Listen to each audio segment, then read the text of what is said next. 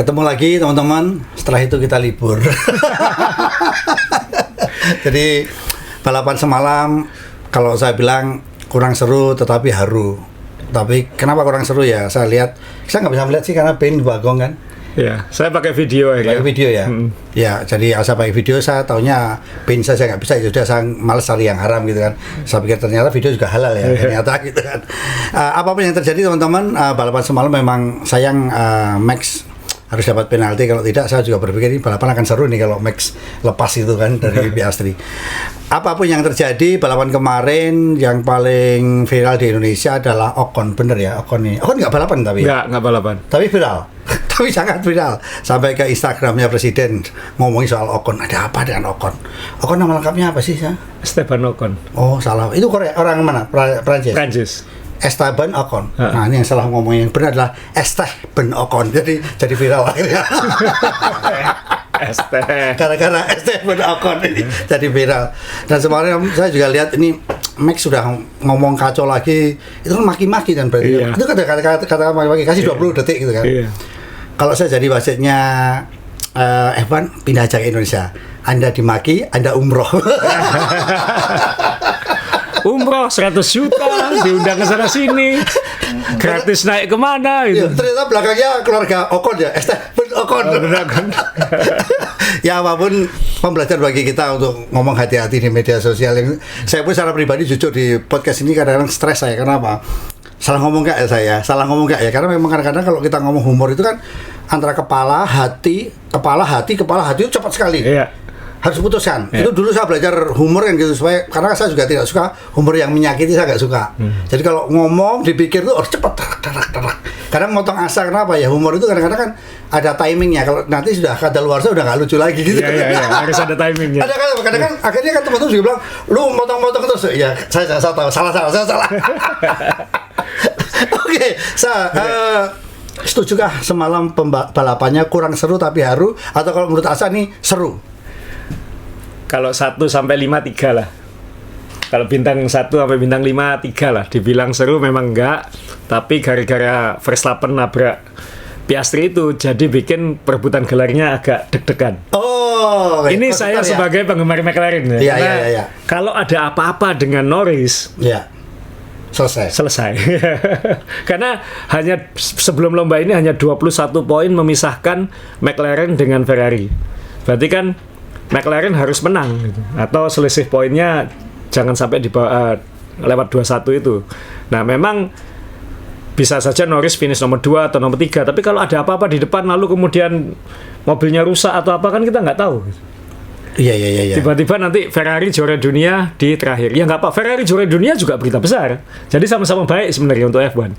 Tapi tadi malam saya menonton sebagai penggemar McLaren, sudah dapat posisi start 1-2 kok ya jangan aneh-aneh, dan ternyata kan memang instruksinya Piastri itu adalah jangan ganggu Norris, pokoknya aman-aman di depan supaya saling jadi bumper ya. Kalau misalnya satu masalah, satu yang ngambil, tapi ternyata yang jadi bumper malah diseruduk sama Verstappen, dan akhirnya bikin walaupun Norris memimpin dari start sampai finish, tapi kan sampai lap terakhir selalu ada ancaman-ancaman mobil rusak. Ingat zaman Mika Hakkinen Mas Yo, lap terakhir rusak. Oh iya. Dan spesial Mas Yo, ini koleksi saya yang paling mahal salah satu.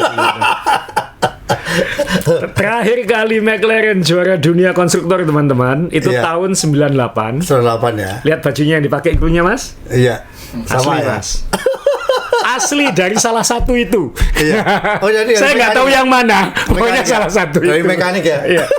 Salah satu yang dipakai di foto ini sekarang saya pakai. Saya nggak tahu ini punya siapa. Saya belinya bekas. Pokoknya bekas orangnya McLaren gitu. Iya. Yang jelas lebih gede dari saya orangnya karena kebesaran. Tapi ini asli dan dulu mewah ya, baju mekanik ya, kemeja. Oh iya. Hugo Boss ini. Hugo Boss. Ya, sekarang kan polo pimpinan ya. Iya, tapi kan lumayan tetap di sablon Boss. Iya. Tapi sablonan dulu bordir Mas Yo, bordir semua. Betul. Yes. Saya jujur ya, saya hanya menghormati Lewis Hamilton sama topinya, sama kemeja polonya. Jujur saya tadi udah ke istri saya, setrika dong Sauber saya bilang. Saya nggak tahu koleksi saya banyak Sauber saya. Dan itu mulai baju kerja, maaf ya, kemeja jean yang untuk kerja itu Sauber. Saya nggak tahu. Pertama kali saya itu sang Sauber. koleksi saya pertama kali Sauber. Karena waktu itu saya lihat ini mobil ini keren ya, biru, banyak ya kan Formula One itu kan ya, warna-warni dulu ya. Warna-warni, tapi saya selalu bilang, kenapa ya orang-orang F1 itu kalau menata warna kok pinter. Itu saya yang mau saya. Biru ketemu warna Petronas ya. Ya, sorry, ini sebelum kita ngomongin lainnya ya.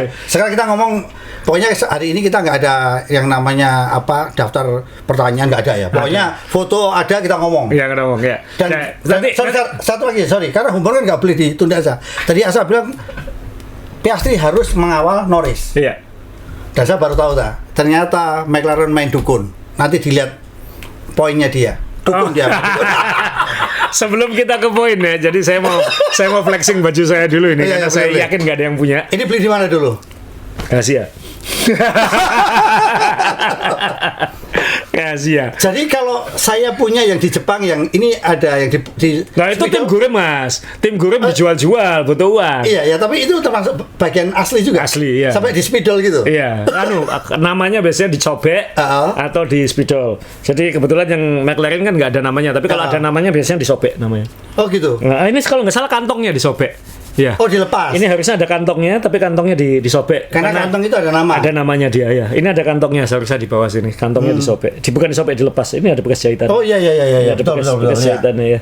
Jadi kantongnya yang dilepas karena ada namanya di situ. Jadi ya ini salah satu itu.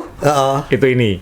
Dan ini Mas Dewo, quiz siapa yang suka F1 tahun jadul, karena saya masih kuliah ini. Iya. Saya masih kuliah di Amerika yang kalau mau nonton F1 harus bangun jam 4 pagi. Betul. Dan harus beli satelit karena tidak ditayangkan di Amerika waktu itu. Iya, Amerika memang belum mengenal F1 dulu ya. Jadi waktu itu ini zaman Mika Hakkinen masih di McLaren. Betul. Dan David Coulthard masih pasangannya. Betul. Ini nama-nama lama ya, Ron Dennis. Ini salah satu idola saya secara manajemen, bos McLaren waktu itu. Mario Ilien ini bos mesin Ilmor. Dulu ada mesin namanya Ilmor, yang kemudian diakuisisi oleh Mercedes. Mesin Mercedes ini basisnya adalah perusahaan Ilmor itu. Di Brixworth itu. Jadi namanya Mario Ilien. Bedanya dengan Mugen apa sah? Ya sama-sama. Jadi partner untuk racingnya ya. Betul. Jadi kayak subkontraktor untuk bikin mesin. Jadi ada Cosworth. Ford dulu pakai Cosworth. Betul. Kemudian tadi siapa? Mugen, Honda itu pakai Mugen, dan dulu Mercedes itu pakai Ilmor. Nah, dilabeli Mercedes. Jadi ini Mario Ilien, terus kemudian ada Norbert Haug, mungkin masih Norbert Haug ya. Yang saya nggak kelihatan di sini Adrian Newey, karena ini harusnya mobilnya Newey, mungkin Newey lagi di pabrik atau apa waktu itu. Karena kalau nggak salah ini di Jepang ya. Jadi ini tahun 98, asal tahu aja, saya belum ketemu Mas Dewo. Saya ketemu Mas Dewo tahun 2000. Iya, saya nonton bareng pertama kali 99. Jadi MC saya. Jadi MC. Saya masih baca tulisan Asa, makanya saya dulu kalau Asa nulis sedikit saya misuh. Saya nggak bisa cari baru umur ini. Tapi banyak. Ya serius ah. Jadi Mas Dewo baru baca tulisan saya ketika saya MC tahun 99. Ya, dan saya belum ketemu sama Mas Dewo. Tahun Asa ketemu Asa ini saya 99 akhir kalau nggak salah. Enggak 2000. Saya baru pulang 2000 awal, Mas. Iya, kalau nggak salah 99 akhir saya, karena 2000 kita sudah nonton bareng. Saya baru pulang ke Indonesia Februari tahun 2000 soalnya. Jadi 2000? Iya, jadi saya ketemunya pasti antara Februari Maret itu. Iya, sebelum F1 pokoknya. Sebelum F1. Iya, benar. Ya. Jadi terakhir, saking lamanya, kali McLaren juara dunia itu saya belum ketemu Mas Dewo. Iya, betul. Saya masih kuliah dan Lando Norris belum lahir. Lando Norris belum lahir, apalagi Piastri. Oh iya, betul. Lando Norris baru lahir tahun 99. Jadi bayangkan betapa lamanya paceklik McLaren jadi juara dunia ini. Itu sesuatu yang ini foto yang dulu ya. Jadi 26 tahun itu rekor terlama antara dua gelar juara. Sebentar, ini saya juga kurang setuju, maaf ya. Maaf teman-teman kalau saya nyela atau mungkin pertanyaan saya agak ngawur. Saya ini suka F1 tapi bukan yang orang mau belajar, mau detailnya. Karena pada dulu yang bikin biar Asa kan MC kan gitu. Nah, kalau kelama McLaren ini kan juga ada masalah, bukan masalah, ada akibat. Karena Mercedes ini kan lahirnya Mercedes, ini kan mau tidak mau kan basicnya orang-orang ini. Iya. Betul kan? Betul. Iya kan? Jadi McLaren kemudian split dengan Mercedes bikin sendiri, dan kemudian histori terpisah. Tapi dulu memang Silver Arrow itu McLaren. Makanya ini bajunya silver ya, ini abu-abunya abu-abu mengkilap ini ya. Iya. Nah, saya ingin bertanya ini ketika McLaren pecah dengan Mercedes. Karena kalau menurut saya ini kan ya maaf ya, tanda petik Mercedes sudah dapat enaknya, karena apa? Basicnya udah kuat, perusahaannya kuat, tinggal pindah aja seolah-olah seperti itu. McLaren rasanya kan jadi enggak juga karena waktu itu Mercedes hanya supply mesin. Ya. Jadi secara perusahaan, secara apa ini tetap McLaren. Oh, kan dia dari Brown ya. Dia beli Brown ya. Beli Brown ya. Dia beli Brown dan beli Honda. Ya Honda jadi Brown jadi Mercedes. Jadi kalau Lewis Hamilton jadi bintangnya Mercedes, itu sebenarnya juga iya dan tidak ya, karena basicnya kan Nico Rosberg yang membangun 2 tahun hancur-hancuran sama ya, Michael Schumacher ya. Michael Schumacher kan. Dan nanti kita ngomongin soal Lewis juga karena ya, jadi kalau dilihat sejarahnya, kalau lihat tangan saya, jadi awalnya dulu McLaren Mercedes, memisah gini, ada Lewis, ada McLaren yang berantakan, sekarang McLaren juara, Lewis akan pindah ke Ferrari. Jadi ya dunia itu aneh. Iya. Tapi ya akhirnya punya alasan untuk mengeluarkan foto ini dan pakai baju ini masuk. Ya. Ini kita kembali ke McLaren ya. Ya. Silver Aero ini kan dulu kan rasanya waktu kita suka F1 tahun 2000 ini kan lihat mobilnya aja dah gila ya. Mewah silver sama hitam. Mewah ya. Mewah sekali kan. Ya. Dan yang dibawa oleh bosnya siapa? Si Ron Dennis. Ron Dennis sebuah kemewahan dan rasanya aturan baku di mana orang itu di situ memang kelas tersendiri gitu. Ya, dia selalu kelas, dia selalu minta warnanya harus begini, mobil harus cakep, dan kadang-kadang itu mengorbankan performa atau mengorbankan kepraktisan. Tapi Ron Dennis orangnya agak OCD memang, jadi harus obsessive compulsive disorder, jadi harus perfect. Katanya lemari bajunya Ron Dennis itu urut sesuai warna dan sesuai gradasi warna. Gila ya. Jadi orangnya memang seperti itu. Dan kalau Anda lihat sejarahnya McLaren sebelum era ini ya, merah putih Marlboro, kemudian West McLaren, selalu mewah. Selalu image-nya selalu mewah. Makanya kalau asal pakai baju ini nonton di sirkuit, saya bisa membayangkan. Dulu teman-teman beli yang warna orange yang ada tulisannya Hugo Boss itu, itu penonton loh, sampai diajak penontonnya minta foto itu. Jadi kan saking bagus ya. Saya bilang ini gila ya, menempatkan citranya itu luar biasa McLaren gitu kan. Ya, sebelum kita ngomongin McLaren Mas Jo, ya tadi kan kita sudah ngomong McLaren akhirnya juara konstruktor, tapi kita baca hasil pasti urutnya baca hasil dulu, menurut takutnya kelompatan nanti. Ya. Ya, Norris menang, start to finish, Sainz sempat mencoba mengganggu, kemudian Leclerc start nomor 19 ya. Berhasil finish nomor 3 dan dia sempat nanya posisi kita gimana? Oh, tetap nggak bisa juara dunia. Jadi ya agak kecewa juga, tapi McLaren berhasil mengamankan nomor 1 soalnya. Kemudian Hamilton yang luar biasa nyalip Russell di akhir, walaupun Russell dikontak oleh Toto Wolff bilang lepas. Jangan bikin masalah. Iya. Keep it clean ya. Ini pesangon.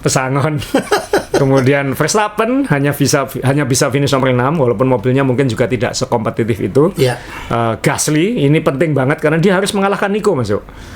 Ini bukan hanya untuk klasemen konstruktor, tapi juga untuk klasemen pembalap. Nanti kita lihat selisihnya. Jadi ini memang dia balapannya dengan Hülkenberg. Jadi ketika dia mau disalipi yang lain, dia nurut aja, pokoknya nggak disalip oleh Hülkenberg. Jadi kan menghemat mobil, menghemat apapun ya. Dan Haas ini akhirnya agak ngorbankan Magnussen sedikit ya, karena Magnussen memang pit stopnya jelek 1. 2, Magnussen kan akhirnya disuruh pakai ban soft lagi ngejar fastest lap. Itu perintah Ferrari masuk. Supaya ngambil fastest lapnya Lando Norris. Karena poin konstruktor teman-teman. Jadi mungkin Ferrari nggak bisa nyuri poinnya.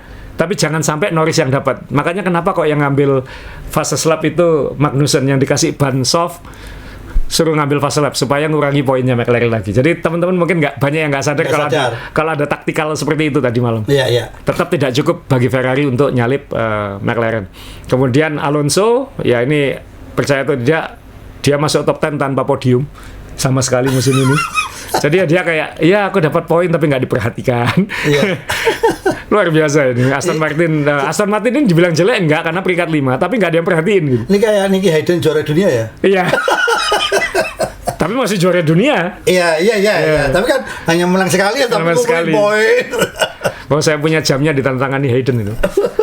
Kemudian ya itu di Aston Martin tahun ini sama sekali nggak jadi berita. Kita lihat tahun depan seperti apa. Oscar Piastri tetap survive, bisa dapat nomor 10, menyelamatkan 1 poin lagi untuk McLaren. Nah, sekarang klasemen pembalap pastikan Verstappen nggak bisa, Norris ngamankan nomor 2, Leclerc nomor 3, Piastri, Sainz. Nah inilah besok Gasly naik ke 10 nyalip Hülkenberg. 10 besar ya dia. Iya.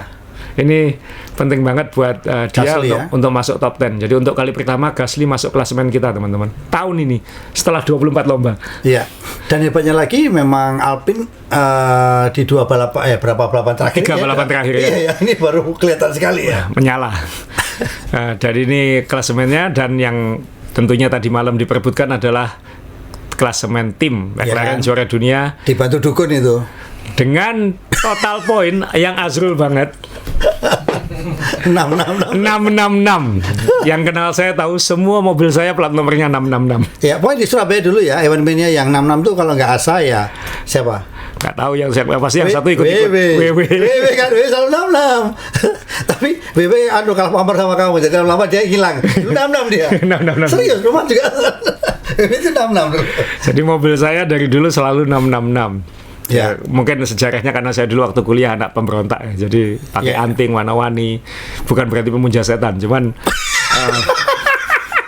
saya selalu pakai nomor 666 di mobil saya. Nah, McLaren kok ya pas juaranya 666. Nah, ya makanya nanti jangan salah, nanti nempel di itu mi yang Indonesia, mi setan tuh. Nanti mi McLaren. Dan ini hanya selisih 14 poin dengan Ferrari. Gila hanya ya. 14 poin, ketat banget. Jadi kalau seandainya Ferrari yang podium 1 sudah kita harus ngelihat Norris nomor berapa. Iya. Tapi minimal itu memang seru ya kalau ada ya. Ya karena asuransinya McLaren hilang kan. Betul. Asuransinya dia kan harusnya Piastri hilang. Sebelum yang di bawahnya, maaf semalam itu kan kita nonton perebutan juara konstruktor. Iya. Kalau dengan juara dunia itu, ini salah jujur ya, karena kamu orang McLaren ya. Dan berarti dalam mana sih, Bu? Pasti pembalap ya. Pasti pembalap. Pembalap itu orang ya, ada emosinya, ada konstruktor ini kan bisnis. Jadi omonganmu 2021 ketika Max dengan segala orang mencemooh, wah ini menang gini nih. Kamu bilang juga tunggu aja, ntar lagi orang lupa semua, nanti juara dunia tahun 2021 siapa? Max gitu kan. Juara konstruktor nggak pernah ditanya. Iya. Siapa juara dunia konstruktor 2021? Mercedes. Cuman kan nggak ada yang ingat. Yang diingat adalah pembalapnya. Ya nggak tahu ya, tahun ini mungkin agak kasus unik karena satu McLaren menjadi juara setelah begitu lama. Ya. Kemudian juga lawannya Ferrari, ya tetap orang akan mengingat siapa juara dunia 2024 ya Max Verstappen. Tapi minimal buat McLaren, sekali lagi gelar konstruktor itu bisnis. Jadi siapa yang jadi juara ini dapat uangnya paling banyak. Dan itu nilainya ratusan juta dolar, itu kalau dirupiahkan triliun. Dan pasti memang ada batasan-batasan uji coba ya. Tahun depan McLaren akan merasakan yang dirasakan Red Bull. Tapi secara bisnis mereka akan luar biasa. Dan nanti saya pengen cerita karena itu yang filsafatnya Zak Brown itu seperti filsafat saya ketika mengelola klub olahraga gitu. Jadi orientasi ya sama-sama didikan Amerika ya. Jadi harus seperti ini. Nanti saya pengen ceritakan. Jadi nanti judulnya lebih ke resep McLaren kembali ke puncak itu ya. Kemudian ya Ferrari harus menunggu, dan tahun depan akan ada Lewis Hamilton. Red Bull nomor 3. Jadi saya nggak tahu kapan, mungkin teman-teman ada yang tahu kapan terakhir kali juara dunia pembalapnya itu datang dari tim yang nomor 3. Iya kan? Kan aneh itu. Kemudian Mercedes nomor 4, jauh di atas, jauh ke bawah. Aston Martin yang kayak sudah diam aja dari situ. Alpine mengamankan nomor 6, ini menyelamatkan muka menurut saya. Haas tetap nomor 7. RB nomor 8, Williams di sini, dan Sauber tetap di sini. Jadi klasemen konstruktor tidak ada yang nol akhirnya, walaupun yang terakhir hanya 4 poin. Dan itu nomor keramat itu. Iya kan 4 itu kan. Atas 666, bawahnya 4 ya. Iya kan, ini setan semua. Setan dan mati. Dan tadi malam Bottas itu benar-benar asli Bottas, saya senang sekali. Iya enggak bener tuh kan. Kick kalau dia. Kick. Sudah start nomor 9, qualifying terbaiknya. Iya. Dan di akhir-akhir meng-kick siapa itu ya? Di kick keluar. Aduh. Ya kita ngomong ini kelas kembali karena takutnya nggak sempat, nanti pasti ada foto bersama di akhir, dan ada makan malam di akhir ini kan. Tadi sudah kita bahas ya. Belum. Ini belum kita bahas ya. Belum. Jadi pembalap-pembalap itu sekarang ada tradisi baru, sebelum balapan terakhir makan malam bersama, hanya pembalap-pembalap. Ini ada 3 yang nggak ada, 2 Haas yang nggak ada masuk. Baru nyadar. Ocon ikut walaupun nggak balapan. Dan ini saya nggak tahu sistemnya gimana, tapi katanya yang bayari semuanya ini Bottas. Jadi jamuan pamit jamuan pamit. Habis $5.000. Iya. Dan saya nggak tahu tracing gimana ya. Saya pengen share sedikit. Saya diceritai teman saya, ya bukan teman, tapi saya kenal banyak pemain NBA. Pemain NBA itu kadang-kadang kalau makan bareng kan punya kaya semua ini. Iya, Siapa yang bayar? Itu biasanya mereka ngeluarin kartu kredit.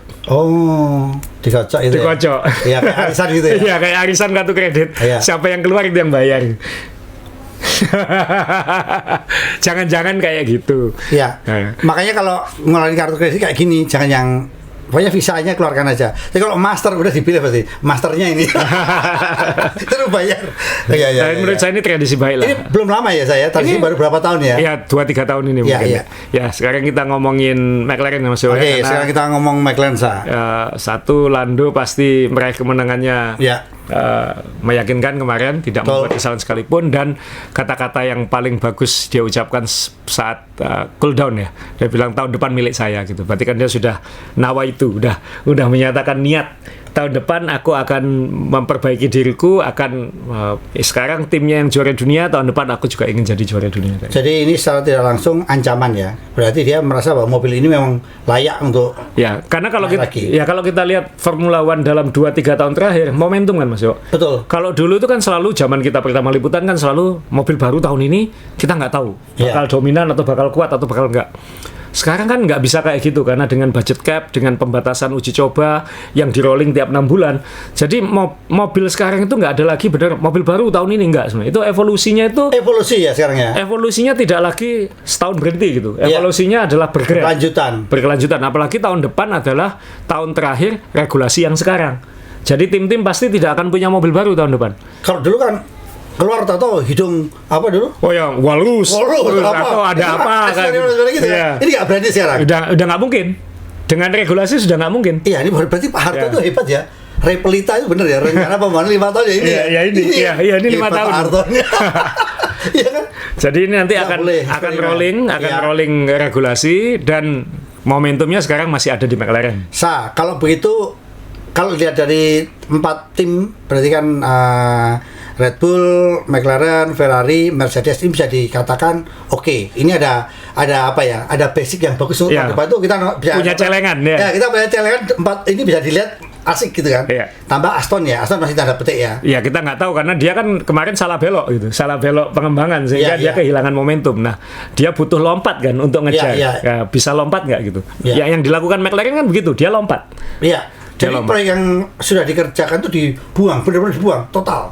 Ini nanti saya mau cerita Mas, karena ini yang cerita adalah Zak Brown, karena ini pasti terkait musim depan. Jadi yang terjadi, Zak Brown ini cerita, teman-teman bisa nyari artikelnya lah, karena dia kan banyak wawancara dengan media-media sekarang. Dia CEO ya, CEO bukan orang teknis, dia orang manajemen. Dan saya termasuk penggemar Zak Brown karena mungkin karena gayanya sama gaya-gaya marketing dan bisnis Amerika. Background dia marketing, background saya juga marketing. Dia dulu besar di F1 bukan sebagai anggota tim, sebagai tanda kutip makelar sponsor. Dia ini agensi sponsor ya. Dan kemudian tapi dia suka balapan, dia sendiri balapan, kemudian dia invest ke tim-tim balapan yang di luar F1, dan kemudian tahun 2016 masuk sebagai kelompok pemilik baru McLaren waktu itu, karena McLaren waktu itu dalam kondisi decline. Dalam kondisi decline, dia masuk di penghujung era Honda, dan dia cerita ini di Abu Dhabi, dia cerita, saya hanya menyampaikan ulang ceritanya, apa yang saya dengar dari wawancara, apa yang saya baca dari interview itu saya sampaikan ke teman-teman. Jadi ini bukan original saya. Dan Brown ini bilang ketika saya masuk itu kondisi McLaren sedang nilai sponsornya sedang paling terkecil dalam sejarahnya dia, sedang nggak ada uang, mobilnya polos waktu itu. Kemudian kondisi tim juga sedang nggak sehat. Karena apa? Sisa arogansi masa lalunya masih ada, merasa ini tim besar walaupun tidak perform, dan menyalahkan Honda terus. Setuju. Ya. Kemudian yang dia lakukan kan ketika Honda pisah waktu itu, dia memutuskan dengan Renault, dan dia bilang itu keputusan yang baik, bukan karena Renault lebih baik dari Honda, karena itu membuat orang-orang di McLaren melek, bangun. Ternyata masalahnya bukan Honda, masalahnya juga kalian. Dan itu bikin melek, baru sadar diri kan harus disadarkan Mas. Kadang-kadang kan terlena, punya sejarah besar, terlena, kemudian berkembang. Kemudian dia mengambil Mercedes, dia mengambil Norris segala macam, dia menaruh manajemen waktu itu menunjuk Andreas Seidel sebagai prinsipal, mengambil siapa Bell ya atau siapa lupa namanya, James Key sebagai direktur teknik. Terus kemudian tahun Covid kan masuk. Ya, betul. Tahun Covid itu kata dia itu juga membantu mereka lebih melek lagi gitu. Satu, McLaren kata dia nih, tahun 2020 itu hanya hitungan bulan dari bangkrut. Hitungan bulan dari bangkrut. Hitungan bulan dari bangkrut. Nggak ada BLT dia. Ada BLT. Itu benar terjadi itu ya? Benar terjadi. Itu hitungan bulan dari bangkrut. Untungnya pemegang sahamnya mau ngucurin lagi ya. Sehingga masih selamat. Dan untungnya waktu itu mobilnya perform. Mau tahun 2020, 2021 kan lumayan McLaren masuk. Iya, walaupun Asa selalu bilang ini salah kecil rem, salah apa gitu. Jadi dia bisa podium. Iya. Dan dia hampir menang di Sochi 2021, hampir menang kan waktu itu Lando sayang kena hujan. Iya. Tapi waktu itu sebenarnya dalam kondisi keuangan kritis. Hancur, iya. Tapi waktu itu kan kita semua termasuk saya nih, kita semua salah. Kita waktu itu memuji Andreas Seidel dan James Key bisa mengembalikan performa McLaren. Ya. Ternyata kemarin di Abu Dhabi si Zak Brown bilang enggak.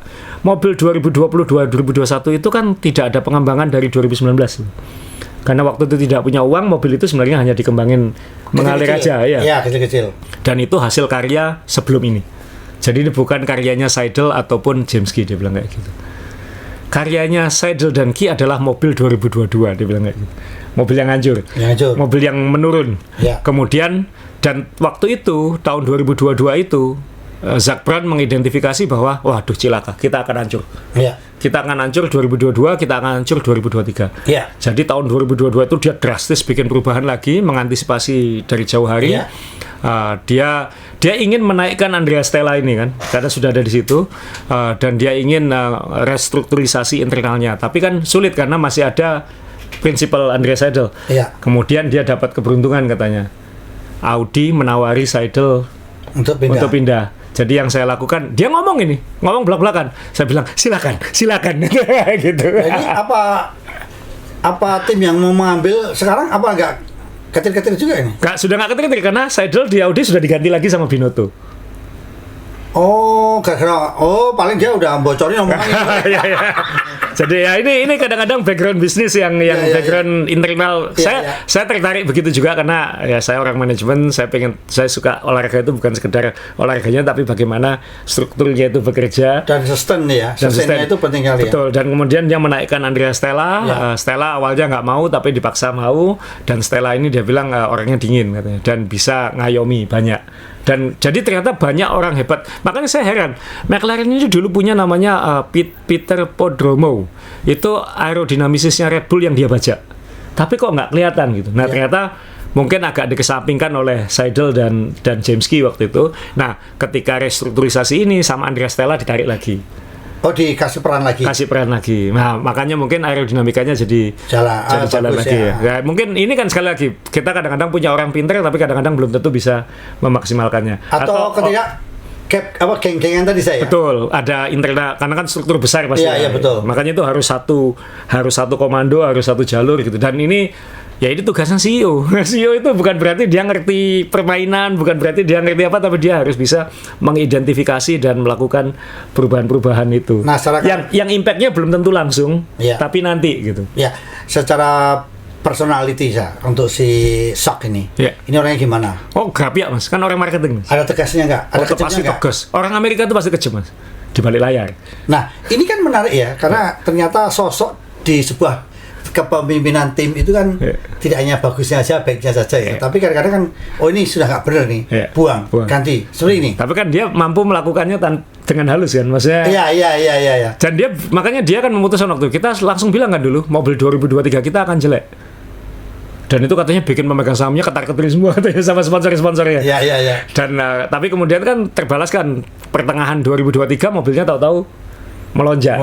Nah, jadi memang butuh 6 bulanan untuk siklus performa ini. Jadi nggak lagi kayak dulu yang mobil baru setiap tahun, kemudian kelihatan bagus atau tidak, dikembangkan, berhenti, mobil baru lagi, dikembangkan. Enggak. Ini mobil sekarang ini rolling yang evolusinya sekitar 6 bulanan. Sesuai cost cap, karena cost cap itu riset tiap 6 bulan.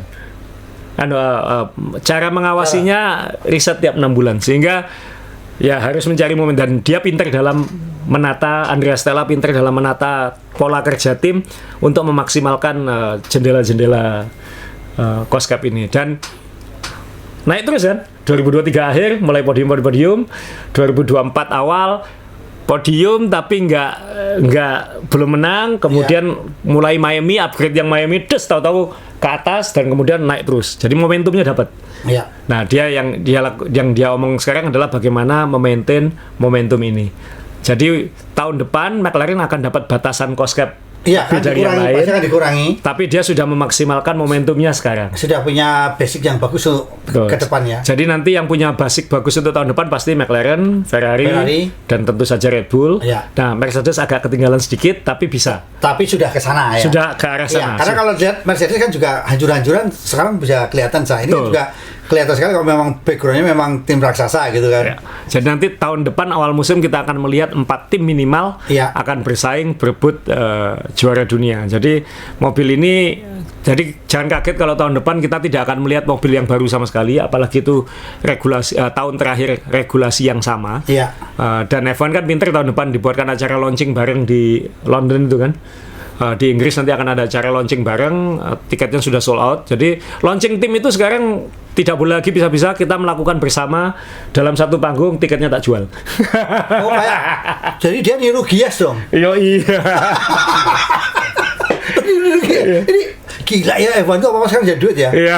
Tapi boleh flashback saya, ini kalau kita udah sepakat ya, ini VIA luar biasa perannya dalam mengatur, membuat aturan ya. VIA hanya regulasi, Mas Yo. Iya, regulasi ini yang penting karena Iya. basic ya. Saya nggak tahu pinter atau enggak, Mas Yo, karena regulasi yang ini kan sudah mateng dan sudah imbang, sudah setara. Kita ingat 2021 itu tahun terakhir regulasi lama. Iya. Maksud saya gini, dibandingkan dengan saya awal diajak asa ke sirkuit tahun 2001 ya. Ini kan tim ini dulu kan gila ya menurut saya gitu. Pokoknya kita coba punya duit gitu. Gagal ganti. Sekarang udah nggak bisa. Nah, makanya cost cap ya. Iya, dulu kan kita lihat raksasa-raksasa yang di overlap itu kan terjadi. Ini nggak ada overlap lagi loh. Dulu Ferrari mau latihan, babak latihan hari Jumat, hari Rabu masih testing di Fiorano ya. Makanya itu kita tuh apa ya, dapat masa-masa kejayaan di mana uang itu beramburan nggak karuan ya. Sekarang siapa yang manajemennya paling jago, dia yang menang. Dan Zac Brown, catatan satu lagi Mas, dia juga bilang tahun ini bukan sekedar kita juara konstruktor, ini nilai sponsorship terbesar dalam sejarah McLaren dan kita profit tahun ini. Wah, seneng loh. Jadi ini jackpot semua ini juara dunia konstruktor, dapat uangnya banyak, profitable, sponsornya banyak, dan masih punya potensi untuk naik. Ini baru manajemen, Mas. Nah, ini yang menarik kenapa Formula One satu sisi hanya 10 kurang, ditambah juga kadang-kadang alot sekali, karena ternyata perputaran duitnya kan luar biasa dan halal gitu kan. Nah, sekarang gini ini terus kenapa Mas Dewa dia nguncinya di Abu Dhabi, nggak kemarin dikatakan ada konspirasi-konspirasian itu kan? Karena pemegang sahamnya McLaren kan salah satunya Bahrain. Jadi mungkin Qatar nggak mau, jangan Bahrain kunci gelar di Qatar, nggak tahu. Nggak tahu itu tuh. Itu kan satu ini. Nah, tapi gini kembali lagi kita ngomong Formula One ternyata tidak sekedar pembalap hebat kan. Kalau konstruktor ini kan membuktikan bahwa ini adalah tim. Tim ini semua ini yang bicara struktur manajemen dan segalanya ini. Iya, dan yang menarik kan bukan sekedar bahwa siapa yang berperan, tapi kan semuanya nanti juga akan dapat bonus, kata Asa, tukang sapu. Sampai tukang sapu pun dapat bonus ini. Iya. Jadi apakah di era modern ini manajer sekelas dia ini memang sangat dibutuhkan di F1? Apapun bentuk timnya F1, mau gede mau kecil, manajemen harus kuat. Ya kalau dulu kan mungkin pokoknya siapa punya uang paling banyak nggak akan kalah kan kayak gitu, karena dia bisa ngelempar uang ke masalah kayak gitu. Nah F1 sekarang kan nggak bisa ngelempar uang ke masalah. Ini sudah kayak Amerika kan, kayak NBA, NFL, di mana parity itu penting. Parity itu kesetaraan. Jadi semua dikasih batasan anggaran yang sama. Jadi kamu punya uang lebih pun nggak akan bisa menggunakannya. Itu yang dimaksud dengan parity, dan itu yang sudah terjadi di F1 sekarang, dan itu menghasilkan walaupun 2-3 tahun terakhir terlalu dominan Red Bull, tapi kompetitifnya mulai kelihatan sekarang. Karena Iya. kan efek regulasi itu tidak bisa langsung, tapi dia butuh 2-3 tahun untuk mateng. Masalahnya tahun 2026 regulasinya berubah lagi. Dan itu sampai hari ini saya tidak menangkap ada rasa optimisme dari tim-tim bahwa ini akan lebih baik. Karena kan karena pemakaian elektriknya akan lebih banyak, Ya. sampai ada yang bilang nanti bunyinya justru akan lebih kencang di tikungan daripada di trek lurus misalnya kayak gitu. Formula E lah ya. Ya, jadi ini masih ada, makanya sampai sekarang regulasi 2026 kan belum difinalkan kan, masih diilik-ilik lagi, masih diutak-atik lagi karena ada kekhawatiran itu gitu. Dan khawatirnya nanti jomplang lagi itu yang. Jadi sekarang Asa pernah juga bilang dulu itu bahwa dulu kita selalu mempermasalahkan suara V12, V10 dibanding-bandingin. Lama Asa bilang enggak, nanti kita memang eranya era listrik semuanya gitu. Iya. Iya kan? Iya kan? Paling nanti kita ada suara yang lebih nyaring kalau misalnya ketahuan nih mobil ini tokennya habis. Oke, ini Jadi nanti saya ingat Mas Dewo bilang waktu pertama kali hibrid dipakai, Mas Dewo nonton duluan daripada saya soalnya 2014 itu ya. Iya. Mas Dewo WA saya SMS BBM atau WA saya nggak ingat dulu kayak gimana. Mas Dewo ngomong, "Zas suaranya kayak bemo." Oh iya ya. Itu kita tes. Enggak, itu kita di Abu Dhabi. Saya diajarin Asa apa yang berubah. Sekarang ngung, ingat nggak? Iya, iya. Itu kan kita Dulu nging, Iya, saya kita kan ngung. bukan di Abu Dhabi, di Bahrain kita. Bahrain, ya. Ya, ini ngung. Lihat, oh iya ya. Dulu kan kita nging, waduh rasanya loh. Iya. Jadi kita, Sakit, ya. kenapa sekarang Formula One tuh nggak ngasih bonus misalnya mobil-mobil V12 kalau ditampilkan V10, tampilkan yang muda-muda biar merasakan sensasi di Dulu tuh kayak gini ya. Iya kan, betul kan? Betul.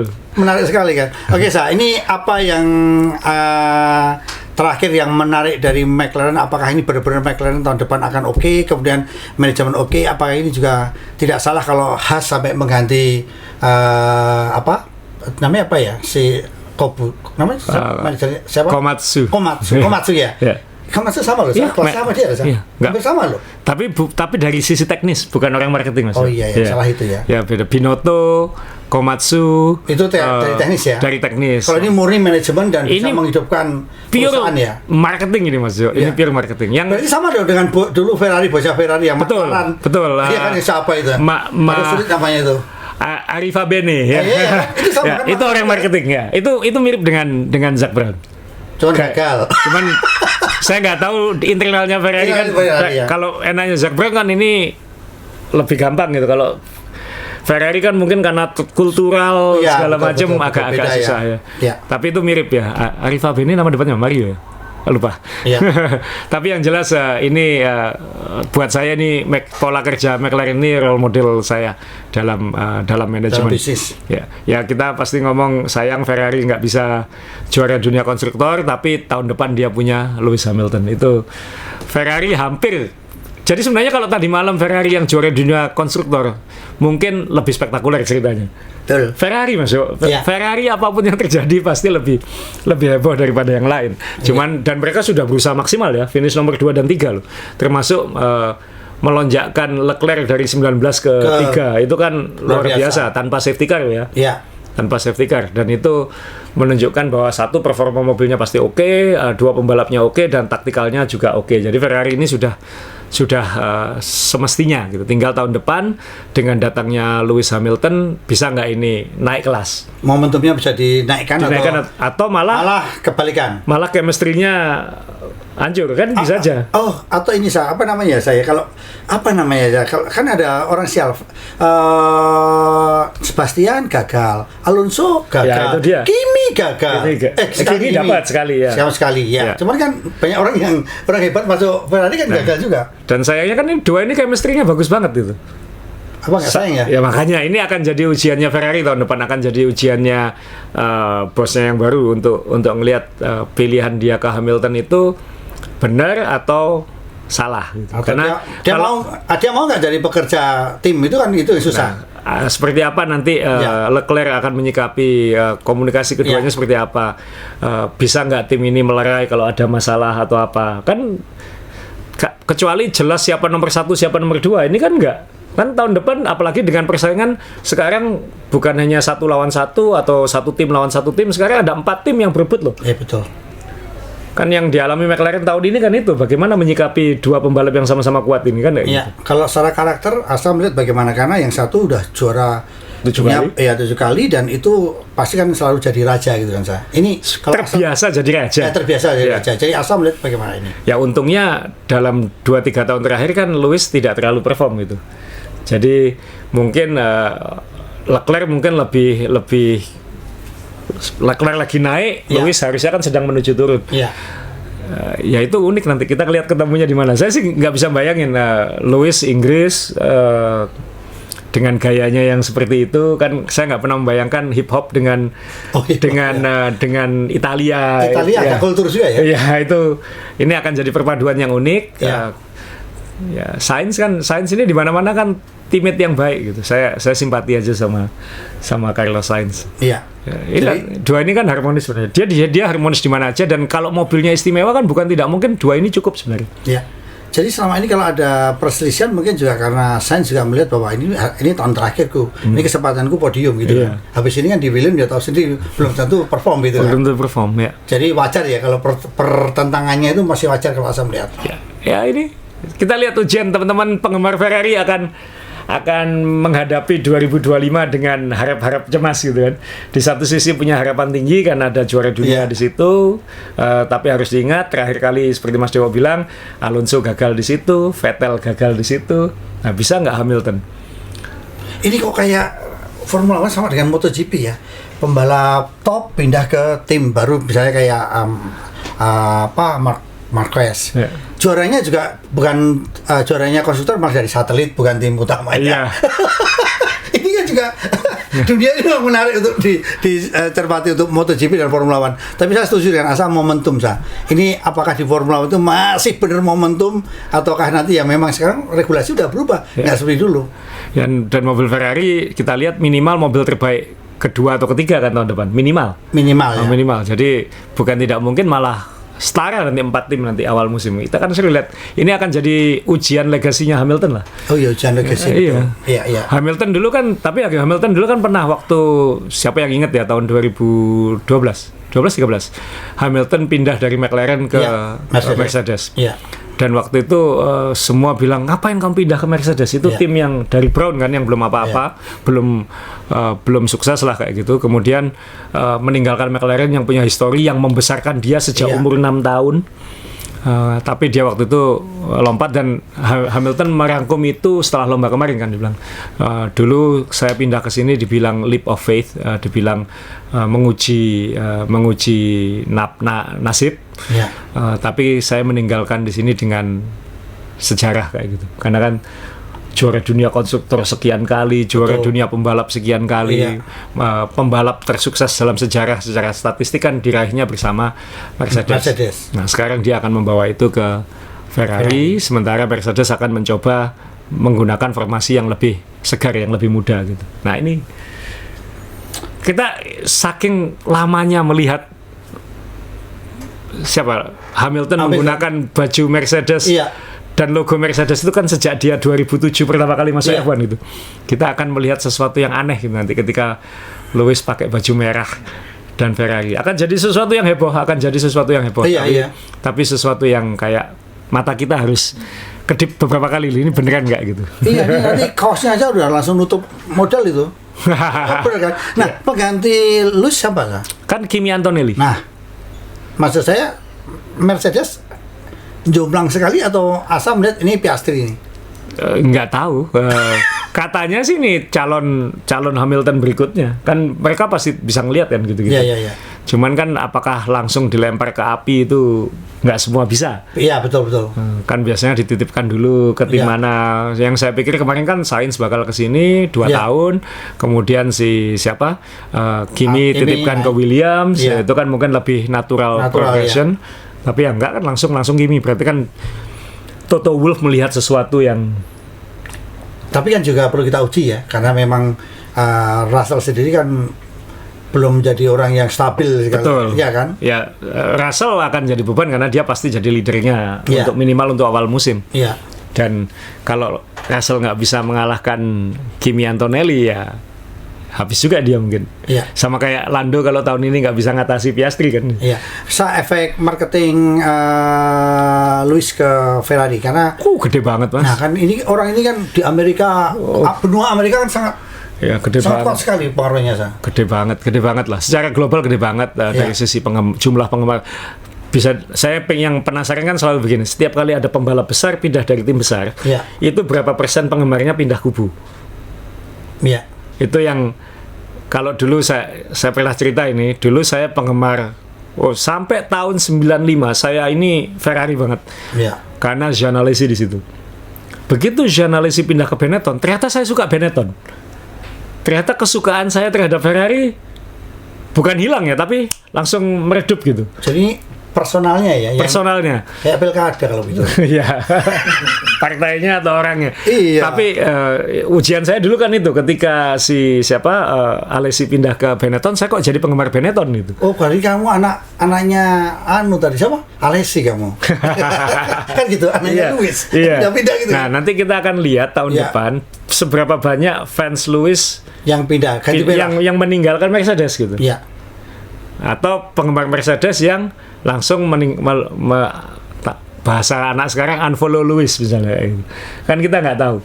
Nanti itu akan kita lihat tahun depan, dan itu saat launching kita akan langsung terasa, vibe-nya nanti akan langsung terasa. Kira-kira selain sebelum kita ke yang lain, siapa yang nanti akan berpengaruh ya? Kayak Lewis ke Ferrari jelas membawa. Yang lain apa yang menarik? Karena kayak William ya. William itu juga sedikit ya, tapi fanatik loh. William itu pecinta, William itu fanatik dan nanti Sainz minimal membawa kredibilitas ke situ. Bukan berarti membawa fans, tapi akan jadi dilihat, lebih dilihat. Iya, betul. Akan lebih dilihat. Kemudian siapa lagi? Nggak banyak kan? Nggak banyak, cuman itu saya kan nggak ada Ocon, nggak belum mengaruh punya. Ocon nanti ke Haas nggak akan terlalu yang kita tunggu nanti Red Bull pasti. Betul. Karena Red Bull kita nggak tahu nanti apakah ini saya mau nampilin fotonya Perez Mas Dewo, karena ini endingnya Perez banget. Iya. Sudah tahun ini berantakan, balapan terakhir juga berantakan. Ini mungkin nanti akan ada impact besar karena Perez masih kekeh di Abu Dhabi bilang aku masih di Red Bull. Dan dia sudah taken 2 tahun sampai 2026. Sebagai apa? Sebagai pembalap. Pembalap keberapa? Cuman kan ini sudah muncul omongan bahwa setelah Abu Dhabi ini seluruh pemegang saham Red Bull akan bertemu untuk memutuskan nasib Perez. Dan sudah ramai omongan bahwa Liam Lawson yang akan menggantikan dia di Red Bull. Nah, ini kan juga menarik dibahas ya teman-teman ya, karena begini ini kan Perez itu memang ya, kamu membalap yang membawa sial, oke. Tapi ternyata membawa hoki karena ternyata mau mengeluarkan aja setengah mati. Berarti kan ini didukung sponsor yang kuat. Ya. Dan mungkin sudah terlanjur kontrak kan, membatalkan kontrak kan berarti kompensasinya yang harus disetujui kan. Ya. Kompensasinya berapa? Pasti nggak sedikit kan. Kemudian belum lagi potensi kehilangan sponsor-sponsornya Perez. Ya. Karena bagaimanapun Perez ini di Meksiko top banget gitu. Betul. Saya punya Amerika Latin lah ya. Di Persebaya kan saya punya pemain dari Meksiko Mas Yo, Francisco Rivera. Ya dia bilang Perez ngetop sekali di Meksiko, salah satu olahragawan paling terkenal di Meksiko kayak gitu. Gitu ya. Iya, jadi ya kalau misalnya si Perez ini di depan kan konsekuensinya gede ke Red Bull, dan bukan hanya ke Meksiko, dia juga populer di Amerika kan? Iya, benua Amerika. Ya. Jadi pasti akan ada banyak pertimbangan yang bukan hanya urusan poin tapi juga urusan duit. Ya, nah sekarang ini Asa pernah nggak ngalami punya pemain di timnya yang ini bagus tapi kenapa dia drop terus? Ini kan sama kan? Ini kan kesalahannya kalau tidak mobilnya dia sendiri melakukan kesalahan. Jadi faktor luck di Formula One kan tetap dibutuhkan.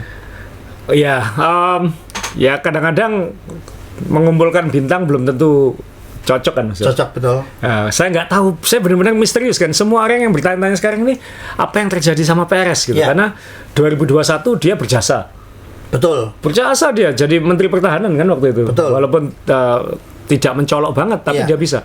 2022 2023 dia masih nyuri menang loh Mas. Sempat jadi penantang di awal-awal. Sempat mimpin klasemen. Iya kan, jadi penantang ya. Nah, apa yang terjadi musim ini? Apakah pengembangan mobilnya yang tidak sesuai atau apa? Ya ini entahlah. Apakah dia ada masalah di rumah atau apa, kan kita nggak tahu.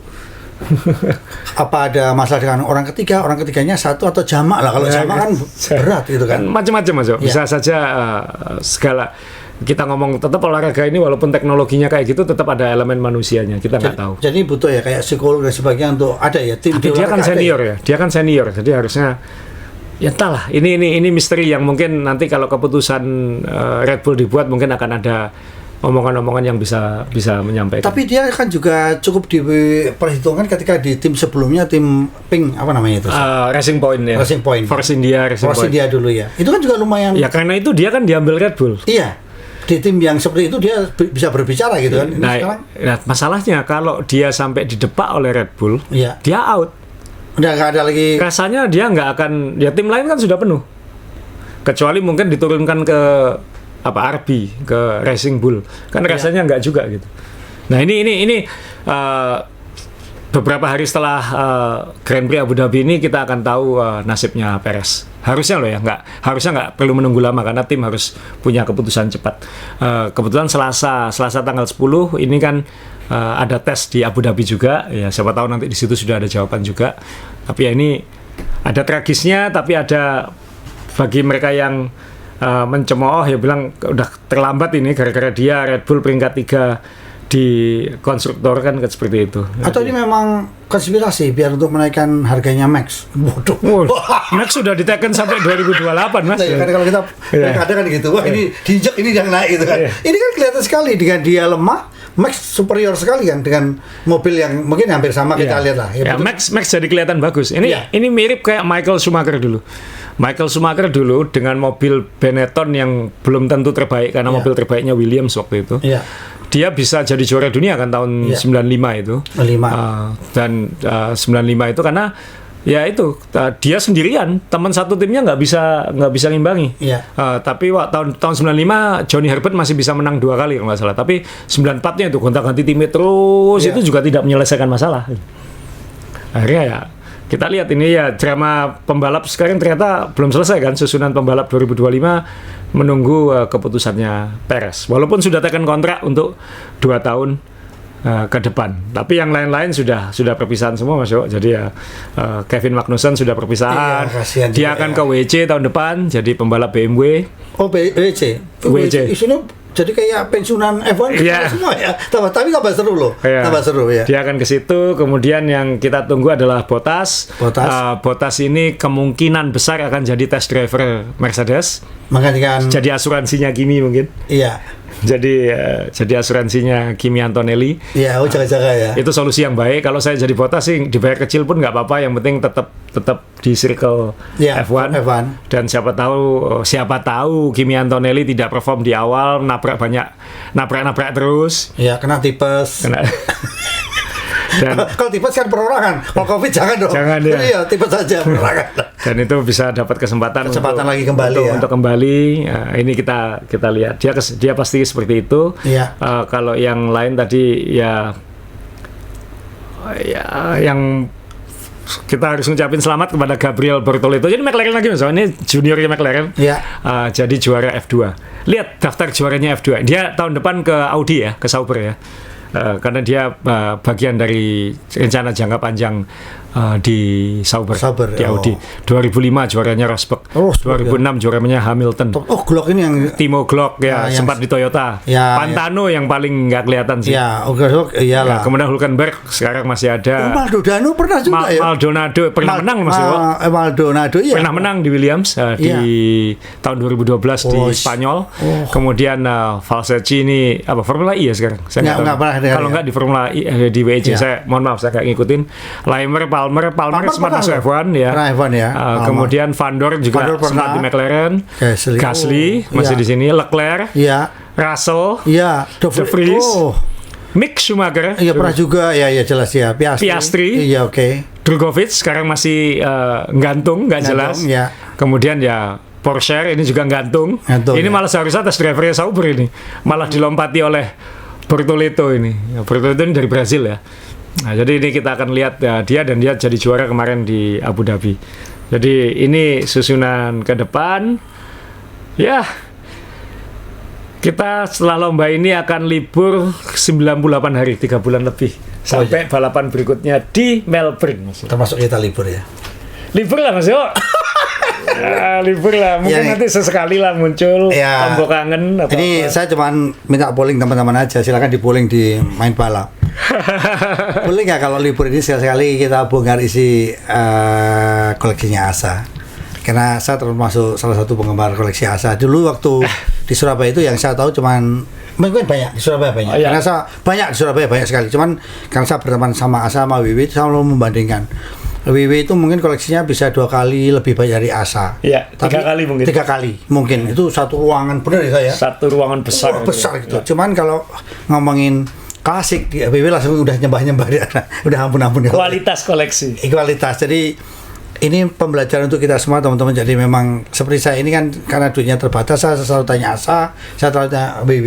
Ini perlu nggak dikoleksi? Selalu gitu kan? Yeah. Dulu tuh kita tuh menarik ya, kalau ada pembalap baru, saya nggak tahu di sini ada nggak sekarang ya. Dulu tuh kita ya, Kimi, wah di grup itu langsung ngomong, Kimi ini prospek, beli semua. Ingat ya? Yeah. Ini prospek ini. Saya hilang ya kayak gini. Yeah. Apa kita tahu banyak grup kita nggak tahu ya. Dan sekarang ada shopping online segala macam, jadi mendapatkannya jauh lebih simpel daripada dulu. Iya. Dulu kan harus siapa yang bisa dapat. Kadang Mas Wiwi harus ke Hong Kong untuk ngambil ya. Betul, saya kebetulan pas lagi di luar negeri nemu titip segitu. Kalau sekarang kan mungkin ada online. Iya, kayak kemarin saya juga sempat penasaran ke STC kan jalan-jalan. Yeah.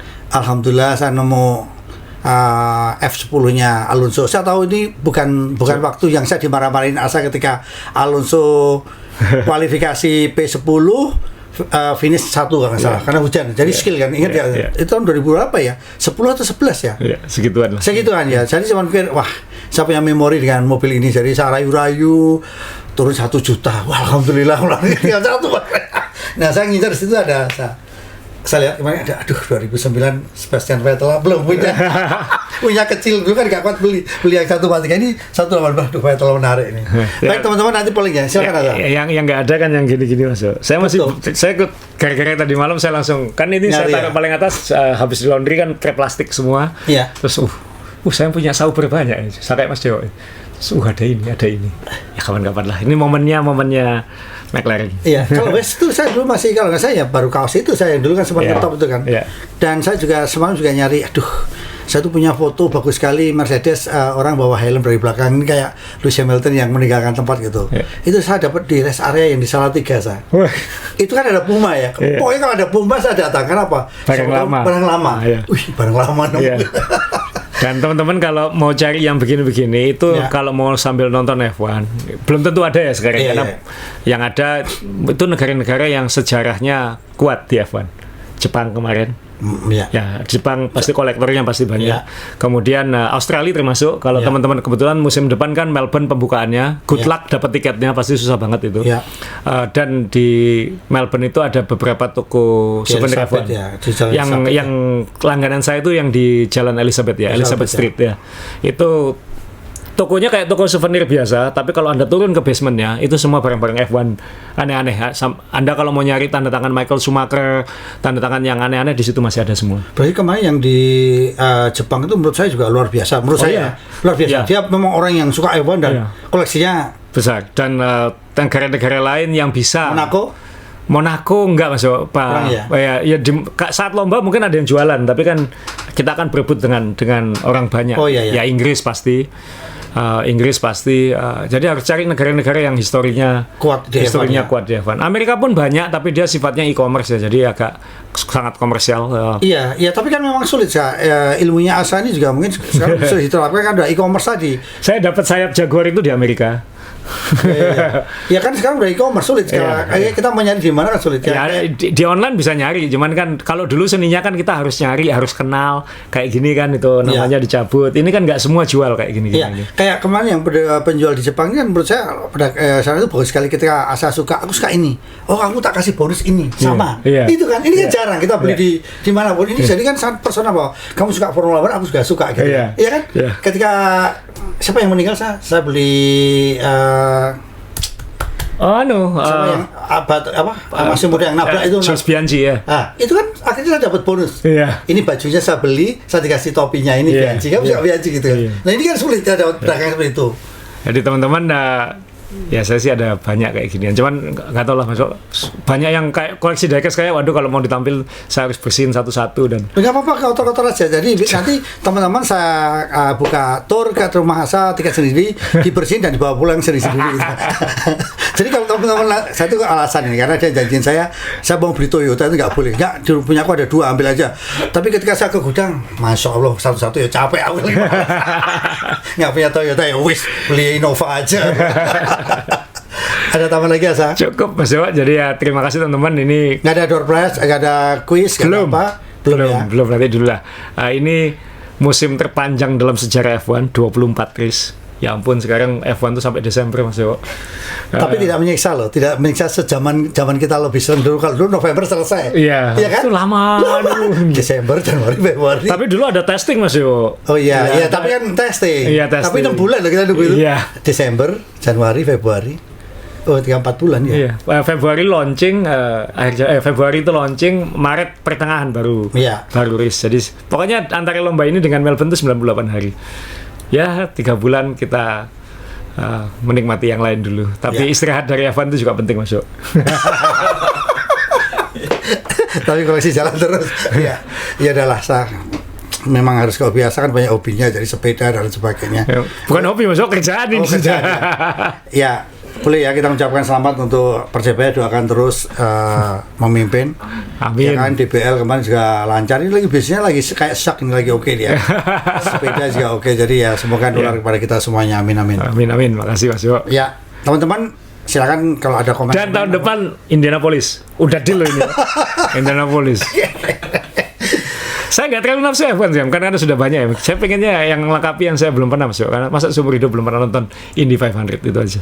Oh iya, saya kalau Formula One kalau rezeki yang bagus saya pengen ke ini Austria itu, pengen banget. Austria. Iya, sama Italia itu.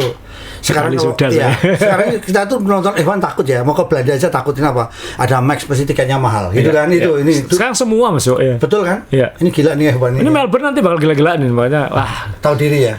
Malesnya. Iya. Enggak, dan desek-desekannya. Ya. Ada yang sampaikan saya selamat Natal untuk teman-teman. Selamat tahun baru. Harapan baru. Ya, harapan baru dan moga-moga semua diberi kesehatan sampai akhir tahun dan rehat dulu dari F1, tapi moga-moga tahun depan kita semangat lagi dan musim depan dari awal langsung seru. Itu harapan kita untuk tahun depan. Baik, sekali lagi selamat Natal, selamat tahun baru, istri lama.